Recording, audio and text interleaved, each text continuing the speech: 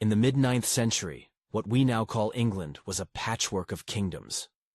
Northumbria, Mercia, East Anglia, and Wessex each had their own rulers, rivalries, and local loyalties. These kingdoms traded, fought, and made alliances, but none of them could claim firm control over all the land. Anglo-Saxon rulers saw themselves as Christian kings, defending their lands and churches under God. Royal courts were places of feasts, diplomacy, and law-giving, where poets praised kings and monks recorded events. Yet these courts also concealed tensions, rivalries, and weaknesses that enemies might exploit. Monasteries dotted the landscape, serving as centers of learning, prayer, and wealth. They held land, treasures, and precious books, all protected by relatively few defenders. From the Viking perspective, these holy places looked like tempting targets filled with portable silver and gold. Decades before the Great Heathen Army, Viking raiders had already hit coastal monasteries and towns. Fast longships would appear suddenly, warriors leap ashore, and then vanish with loot before local forces could gather. These raids were frightening, but they were seasonal flashes, not yet attempts to stay and rule. In Scandinavia, Viking communities lived along fjords, islands, and forests. They farmed, fished, and traded, but also competed for land, honor, and wealth. Ambitious leaders looked beyond their home shores, seeking fortune and fame across the sea. The Viking longship was the key to their reach and power.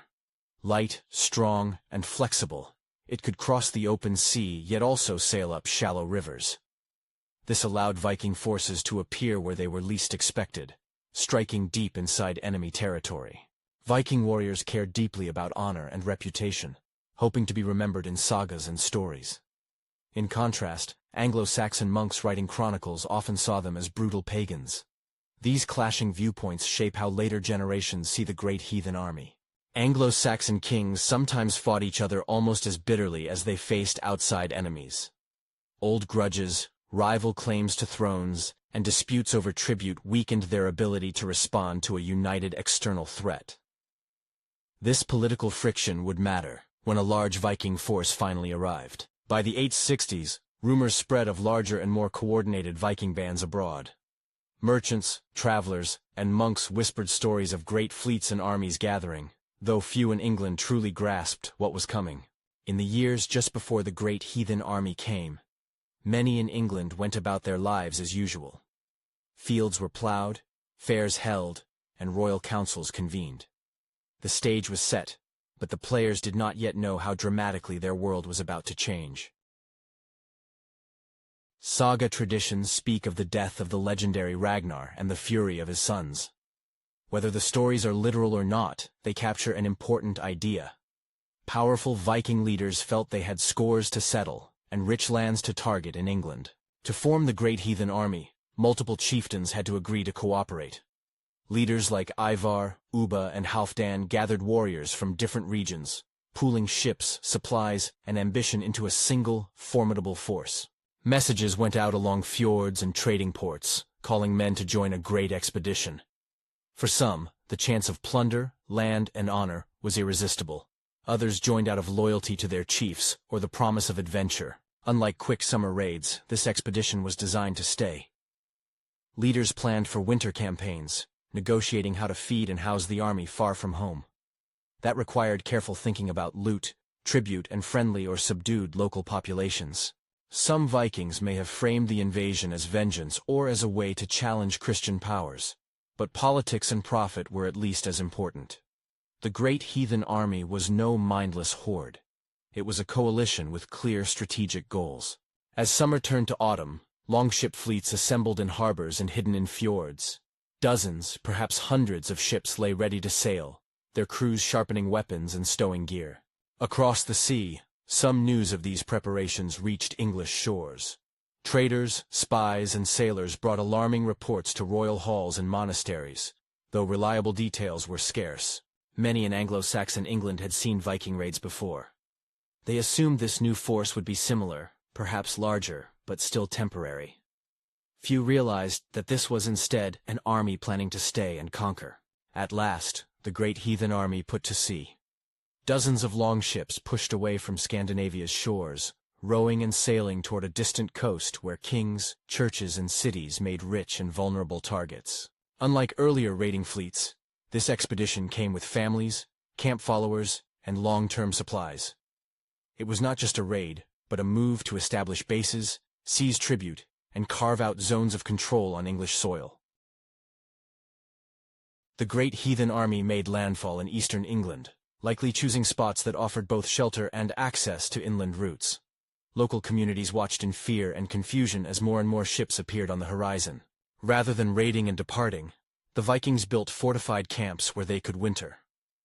These camps became staging grounds for further campaigns, showing everyone that this army intended to remain. The Great Heathen Army sent out scouting parties and raiders to test local defenses, strike smaller targets, and gather food. They learned quickly where the Anglo-Saxon response was weak and where resistance might be tougher. The Viking coalition turned north toward Northumbria, a kingdom already weakened by internal conflict. York, its major city, offered both strategic value and rich spoils, making it an early and tempting objective. York, known as Eoforwic to the Anglo-Saxons, was a former Roman city and an important religious and political center. Taking York would send a loud message to all of England about the power of the Great Heathen Army. The Northumbrian kings and leaders were not well prepared to face such a large and coordinated force. Political splits and recent civil wars left them scrambling to unite their forces as the Vikings approached. The Great Heathen Army moved on York with a mixture of direct assault and cunning. Anglo-Saxon defenders did their best to hold the walls and gates, but the scale and aggression of the Viking attack pushed them to the limit. In the end, York fell to the Great Heathen Army. Churches and halls were sacked, local leaders were killed or captured, and the city became a Viking base. The fall of York shocked England and proved that these invaders were not like earlier raiders. After the conquest, the Vikings reorganized York as a strategic center. They set up their own councils, collected tribute, and used the city's location to plan further operations. Anglo-Saxon residents had to adjust to new overlords, new rules, and new fears. Word of York's fall raced across England. Messengers and monks carried the news to courts and monasteries, where it was recorded with horror. Other kingdoms realized that the Great Heathen Army was a serious threat to them all. With York secured, the Great Heathen Army did not stop. It used the city as a launchpad for further campaigns, striking outward into other Anglo-Saxon territories in search of tribute, land, and leverage. East Anglia lay in the path of the army's expansion. Its king and nobles had to decide whether to resist, bargain, or try to buy time. The arrival of the Great Heathen Army tested their strength and unity. Sources later describe battles in which local kings faced the Great Heathen Army and were captured or killed. Chroniclers sometimes portrayed these rulers as martyrs, turning military defeat into moral victory in the written record. The powerful kingdom of Mercia found itself under growing pressure. Its king had to coordinate defenses, watch his borders, and worry about both Vikings and neighboring rivals taking advantage of any weakness. One striking difference in this invasion was that the Great Heathen Army wintered in enemy lands. Instead of returning home, they stayed in taken towns, expecting local resources and tribute to sustain them through the cold months. The Viking leaders realized that tribute and negotiated submission could be as valuable as loot. They demanded payments, hostages, and oaths in exchange for not sacking certain towns, at least for a time. Despite losses, Anglo-Saxon resistance did not disappear. Local warbands and fortified towns sometimes repelled Viking attacks or ambushed smaller groups, proving that the invaders could be challenged. At times, elements of the Great Heathen Army split off to pursue opportunities or respond to changing conditions. Groups under leaders like Halfdan operated in different regions, while Ivar focused on key targets. Yet over and over, they found ways to regroup and stay dangerous. Contemporary chroniclers often wrote after the fact, piecing together news from frightened witnesses and traveling messengers. Their accounts sometimes blur exact dates and numbers, but they leave no doubt about the scale of the crisis. By the time the Great Heathen Army had campaigned for several years, multiple English kingdoms had either collapsed, lost their rulers, or been forced into uneasy arrangements. The balance of power was shifting decisively toward the invaders. Amid this turmoil, Alfred of Wessex emerged as a central figure. Born into a royal family but not always first in line, he grew into a leader shaped by both religious devotion and practical realism about war. Wessex, in the south, was watching events in the north with growing alarm. Alfred and his advisors tried to strengthen defenses and prepare for the day when the Great Heathen Army would inevitably turn its attention toward them. Refugees from the north and east brought stories of burning towns, dead kings, and harsh tribute. These tales frightened ordinary people and gave Wessex leaders a clearer picture of what they might soon face. Wessex had advantages: a relatively strong royal house, some experience fighting raiders, and terrain that could favor defenders. But it also had weaknesses: limited numbers, internal tensions, and the knowledge that if Wessex fell, there was nowhere else to retreat. Eventually, the Viking coalition's attention turned toward Wessex. Alfred's kingdom, once on the fringe of the early campaigns, now stood at the center of the struggle for the future of England. The first clashes between Viking forces and Wessex's armies tested both sides. These early encounters showed that the Saxons could fight stubbornly in defense, but they also revealed how dangerous the Great Heathen Army could be in open battle. Alfred did not always win. Some early encounters went badly for Wessex, but he learned from these defeats, adjusting tactics, improving defenses, and thinking about how to use time and terrain as allies. Part of Alfred's strategy involved strengthening fortifications. Existing burhs, fortified towns, were improved, and new defensive sites were planned. These strongpoints gave Wessex places to fall back to, and made it harder for Vikings to roam freely. Beyond swords and shields, there was a psychological war. Stories of defeats and victories, of saints and sagas, shaped morale. Alfred needed his people to believe that their kingdom was worth defending, and that endurance could pay off. By the time the Great Heathen Army had fully turned on Wessex, Alfred's kingdom was under immense pressure. Some saw it as the last real barrier between the Vikings and complete domination of England. At one low point, Alfred was driven into the marshes of Athelney, reduced to leading a small band of loyal followers. For a moment, it looked as though Wessex might collapse completely under Viking pressure. From Athelney, Alfred regrouped. He sent messengers to allies, gathered intelligence, and prepared for a counterstrike. What looked like exile became a hidden base of hope and resistance. Meanwhile, the Viking leader Guthrum held strong positions in parts of Wessex. He had already humiliated Alfred once, and his forces threatened to solidify control unless the Saxons could mount a successful response. When the time was right, Alfred called out the Fyrd, the part-time militia of free men, to gather again. He chose the moment carefully, hoping that surprise, timing, and renewed morale would give his forces an edge. Alfred prepared his forces for a major confrontation at Edington. He checked that supplies and scouts were ready and that his shield wall tactics were drilled. This would be a test not only of strength, but of leadership and timing. Guthrum, too, had reasons for confidence. His warriors had won victories across England, and Saxon forces had scattered before. He may have expected another straightforward success, underestimating Alfred's regrouped army. At Edington, the Saxon and Viking armies faced each other in a classic early medieval showdown. Shield walls formed on both sides, and leaders prepared to test their reputations and strategies against each other. When the charge came, shield struck shield, and lines heaved back and forth. In such battles, stamina, cohesion, and morale often mattered as much as raw numbers.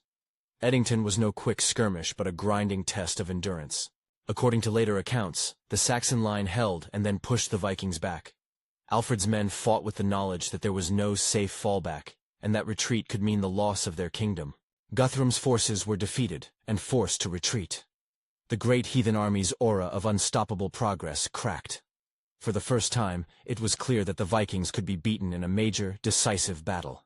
After Edington, Guthrum agreed to terms, which included his baptism into Christianity. This ceremony, though partly political, symbolized a new kind of relationship between Viking leader and Saxon king. The agreements between Alfred and Guthrum helped define areas of Viking and Saxon control, later known as the Danelaw. These borders were not perfectly clear or permanent, but they marked a new way of sharing and contesting space. Settlements of Scandinavian origin took root in parts of England. Vikings farmed, traded, and intermarried, becoming neighbors, sometimes still feared, sometimes gradually accepted, within an Anglo-Saxon world. Some English towns lived under Viking political control, but remained largely Anglo-Saxon in language and daily life. The rulers changed, but markets, churches, and workshops continued to function, adapting to new laws and demands. In areas of the Danelaw, law and custom blended. Some disputes were settled according to Scandinavian practices, others according to older English traditions. Over time, communities learned to navigate this patchwork of rules. The Viking presence left marks on the map. Place names ending in by, Thorpe, and Thwaite spread across regions where the Great Heathen Army had operated. Words and personal names from Norse languages entered local speech, blending cultures at the level of everyday talk. The Danelaw regions saw shifts in trade, landholding, and economic connections. New routes and markets developed, tying these areas into Scandinavian networks as well as English ones, creating opportunities as well as disruptions. Under Alfred and his successors, Wessex used the breathing room gained after Edington to recover and reform. They built stronger networks of fortified towns and improved administration, laying the groundwork for a more unified English kingdom. Life in 9th century England did not become peaceful overnight. Tensions, raids, and border disputes continued. Yet side by side with violence, there were also years of coexistence, trade, and collaboration between people of different backgrounds. Over time, the Great Heathen Army's campaigning gave way to a more settled Anglo-Scandinavian world. The initial shock and destruction gradually transformed into a layered, mixed culture that would influence England for centuries. In the towns and villages that had seen battles, sieges, and new settlements, memories of the Great Heathen Army lived on in local legends. People told tales of strange warriors, burned churches, and the times when kings nearly lost everything. Anglo-Saxon monks who wrote chronicles tended to see the Vikings as divine punishment or terrifying invaders. Their words shaped the image of the Great Heathen Army for later centuries, emphasizing destruction more than dialogue. In Scandinavia, family stories and later sagas remembered warriors who sailed with the Great Heathen Army. These tales did not always match the chronicles, but together they give hints about how Viking participants saw themselves. Modern archaeology finds traces of this era in burials, weapons, jewelry, and settlement layers. These material remains give independent evidence of where Vikings lived, traded, and fought, confirming parts of the written record and questioning others. Modern books, TV shows, and games have turned the Great Heathen Army and its leaders into larger-than-life figures. These stories are dramatic and entertaining, but they sometimes blur the lines between legend and evidence. The Great Heathen Army began as an invasion, but its consequences fed into the later creation of a more unified England. Conflicts with Vikings pushed Alfred and his successors to think in larger, kingdom-wide terms. English vocabulary, place names, and even personal names still carry signs of Scandinavian influence. Words for everyday objects and concepts traveled from Norse tongues into English, leaving a linguistic legacy of the Great Heathen Army's time. The Great Heathen Army caused real suffering through war, raids, and upheaval. Telling its story carefully means neither erasing that violence nor glorifying it, but acknowledging how it changed lives and landscapes. Historians sometimes ask what might have happened if the Great Heathen Army had fully overrun Wessex and eliminated Alfred. England, its language, and its future politics could have looked very different indeed. In historical perspective, the Great Heathen Army was one episode in a long series of Viking interactions with Europe. Yet it was a crucial turning point for England. It marked a shift from raiding to ruling, from fear of sudden attacks to negotiation and long-term coexistence. Our tiny storytellers remind us that the Great Heathen Army was more than just a dramatic saga. It was a real coalition of leaders, warriors, and families whose actions reshaped kingdoms and cultures on both sides of the North Sea. By looking closely at evidence from chronicles, archaeology, and language, we can see how invasion turned into settlement, how fear turned into negotiation, and how a crisis helped shape the England that would emerge in centuries to come.